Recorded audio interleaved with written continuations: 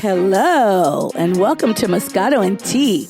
This is the show for all things beauty, business, and community with your hosts, Inez and Chiquita, keeping it raw, real, and unfiltered. What you doing? Being my fabulous self. Just kidding. You are so messy. Hey, what's going on, lady? Nothing much. Been working nonstop trying to keep up with you. I see you're all over the country. You're in Colorado. You doing this. You're getting messages from people saying thank you, all your skills. I'm like, what is happening? Who is this person? Is that the person I know? Appreciate. I know. You should be like, that's do I know her? I was like, oh my God. I know. Do I really know her? I know her? It was like very interesting. Hey, that's to show you. Yeah, so it got me to thinking because, any and everything I see and notice, it just comes up with a new hot topic. It just got me very interested in this conversation because we were talking about it a couple of days ago, colorism. And yes, okay. And just the right now, the overall, context of it within our community, within society, and how, we're perceived and what's the standard and what's selling, what's not selling. And, also it kind of brings into that bully mentality and everything. And it's just like, who created that standard and who said, what one shade is better than the other shade? Like, where did that standard? Women. What did you say? Women? I said white man. Oh, white man. Okay. Who knows? I think it goes. This is colorism is a real deep. It goes really deep, and it's something that what was it? Oh, speaking of, it even goes back to I do love my reality TV. I will say. Oh yeah, I do like some little ratchetness. I do love a little ratchet. I love it. It's a guilty pleasure. But recently, Basketball Wives had to deal with that issue in an episode. Yes. And I give all hats down OG. And praise down to Shawnee O'Neal, who really took it to heart. And you think so? I have a different opinion. No, I do think she did. She said, I'm sorry she felt that way. And, as a woman of color, we're not trying to make her feel that she was not, because to me that takes a big person to say that because they could have swept it under the she could have swept it under the rug and keep it moving, right? But she addressed it and said, listen, that's not what it is. We're all black women. And I have to give props to that. And she said, I'm sorry she felt that way. And I'm sorry that was her experience because that's not what I was trying to have her experience. So that's a huge step in the fact that acknowledging of the fact that somebody felt, but due to their color, their experience wasn't the same. I'm not, regardless of what we saw on TV or whatever, it still took a big person to sit there and say, yo, I'm sorry. Yeah. I'm sorry you experienced that. I'm sorry you felt that way. Because even like when you look back on Basketball Wives, 90% of those chicks are dark girls anyways. They're not a lot. There's not a lot of light girl. Yeah. I think it's about even. Yeah. If you think about it, it's about even. But do you think she came out because there was so much backlash? Like she was too late with it because she got so much heat? Because it started early on. It should have been like an apology early on. It should have been, but here's the thing. You have to understand what it is. When you're doing a reality TV, they record everything. Yeah. Right? They record everything, and then they do the reunion after they're done watching all the episodes. So from hindsight, I'm saying she might have noticed but didn't really notice. But until you see it in front of you, like really see it and it's on TV, you can't acknowledge it. You could, from your end, I could be like, oh, like, I was never a bitch to her. I don't know what the fuck she's talking about. Yeah. Like, she's being extra sensitive. Yeah. But if I'm recording and I look back at it and I go, oh, shit. Yeah. Because I watched it. I'm just I was being a bitch. And and she said, I'm sorry that was her experience. That was not what I wanted her to experience.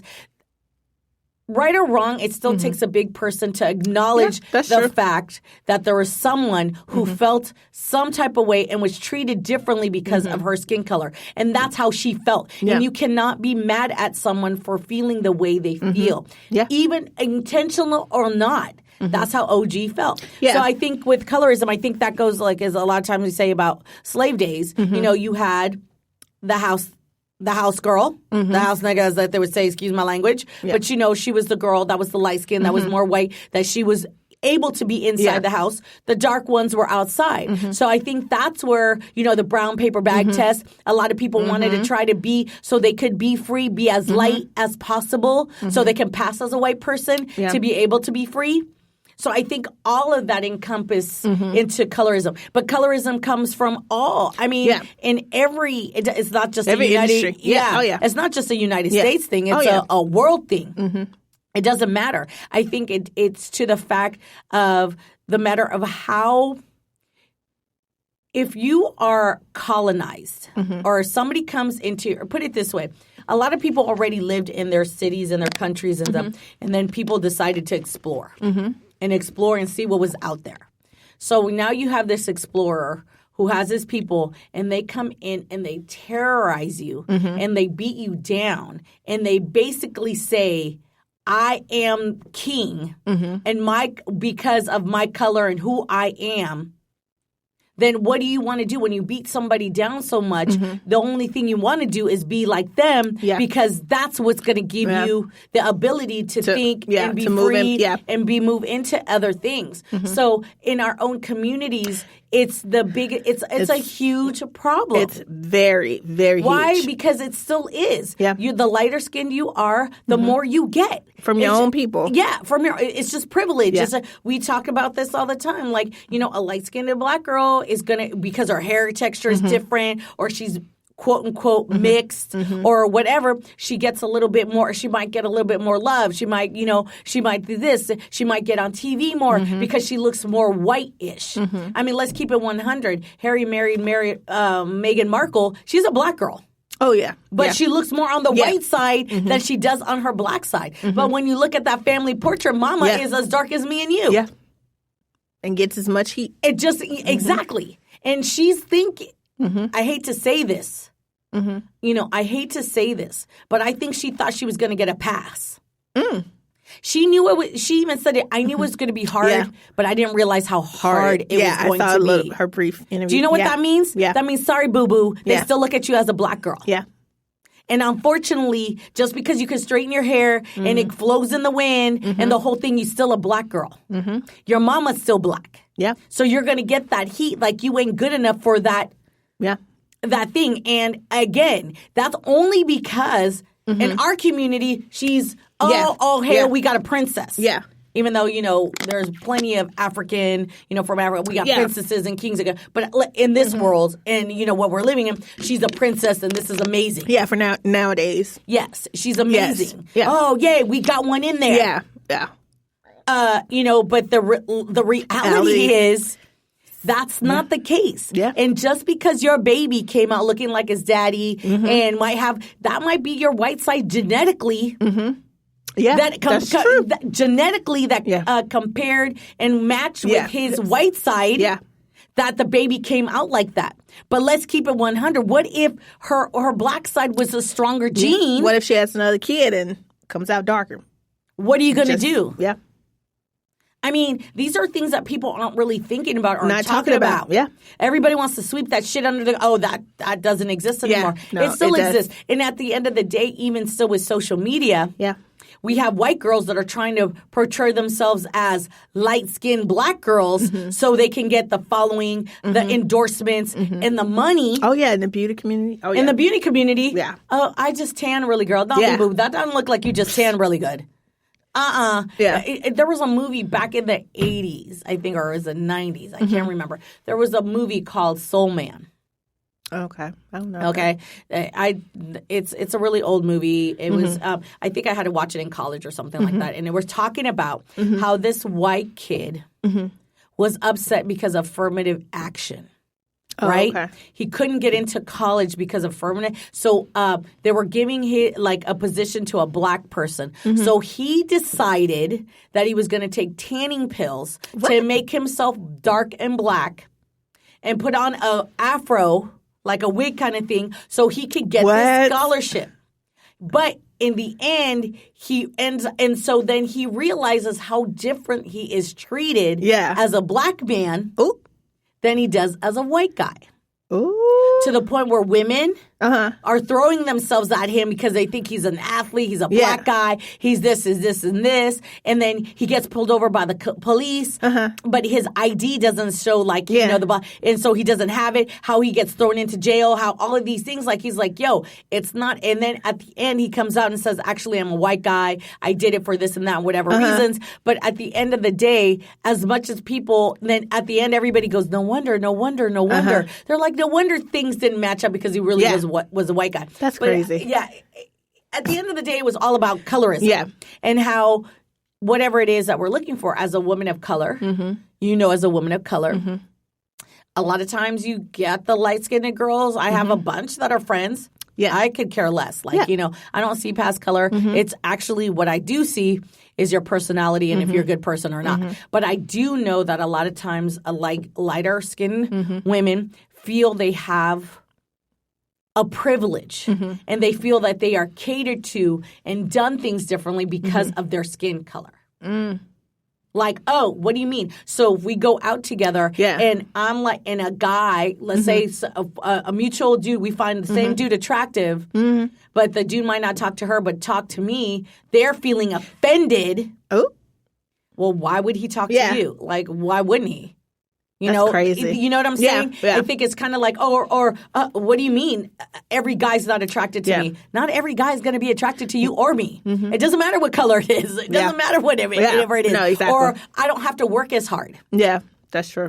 I don't have to work as hard because at the end of the day, you know, I can skip through and I can get through it. Yeah. Sorry, unfortunately, we always have to work as hard. We always have to prove ourselves as because I am a black. I mean, I'm a black woman. I'm a black woman who speaks Spanish in a skincare industry.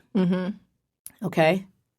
I could tell you how many times people look at me and think I don't know shit.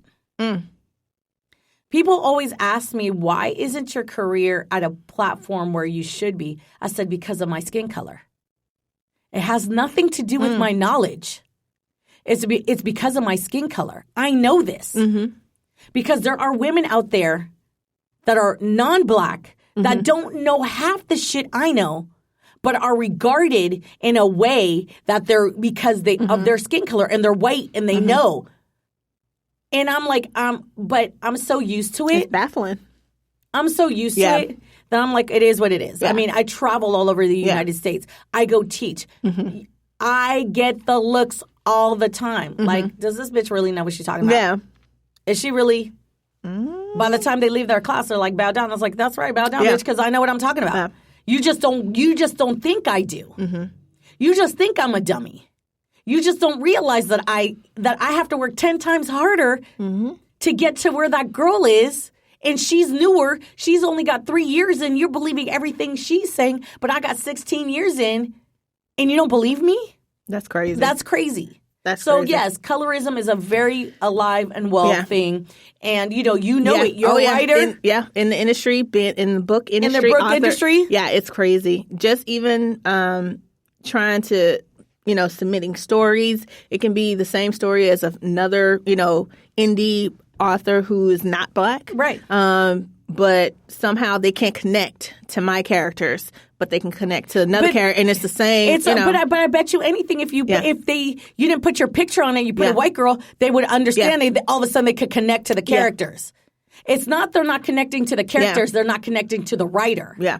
That's all it is. Because they can't believe a black woman would know anything about romance. Or a black woman would know anything about love or doing all. Well, we're the epitome of love. Even the film industry and film and everything. Submit, we're the epitome of love, hardship, of everything you can possibly go through. We've all of it. We've already been through and we're going through. So it's really hard for people to. That's a big pill for people to swallow. Yeah. It's crazy. You know, it's insane. It's insane. I just wish there was more support within our own community, to each other. Until we learn how until we learn how to love ourselves. Yeah. And understand, because even in, families and stuff, there's colorism. You got the darker cousin, and now she was this. I never experienced that. I will say that for myself personally. Yeah. I never, on the contrary. Yeah, my family, I've never had that. No, on the contrary, I was loved more. People, yeah. I was loved more because I was the chocolatey one. So for me, I was all right with that. I never had that, on the contrary, it was all, ooh, she's so pretty, she's so this, she's so that. So for me, I never experienced that. But I do know, and I know family members that have felt that they were discriminated or felt that type of way. Looked over because of their color. And I'm like, yo, you're so gorgeous. I wish. I go out there in the sun and crisp up because I want to be darker. Yeah. But again, I think it's about who you are, your experience, until we learn how to love ourselves and understand who we are. And I think we're starting to scratch the surface a little bit. I feel little there's steps. Little step. I see that more on social media. I really see that now with natural hair, women embracing their natural hair, true. all kinds of curl pads from, they go all the way, just really being, this is who I am. Yeah. It gives me hope that eventually we'll all be the same and sit there and say, hey, we're all women of color. Exactly. Well, even in politics and how the squad, with,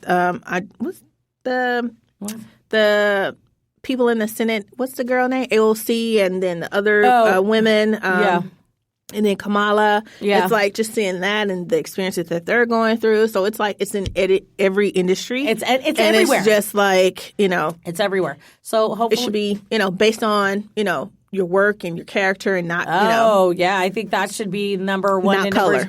Never. I mean, like I said, I experience it all the time. It doesn't bother me because I know who I am and what I'm about. Yeah. And if you want to go toe-to-toe, let's go toe-to-toe. Let's talk.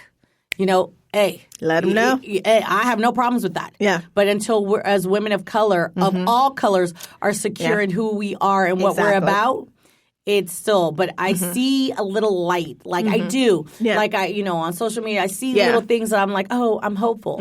So, hopefully in generations, it might not happen in our generation, maybe our kids and their kids, who knows, but we'll see. But we could go on and on about colorism. We'll definitely have to have a panel of other and talk about it because I think if we don't talk about it, we can't change it.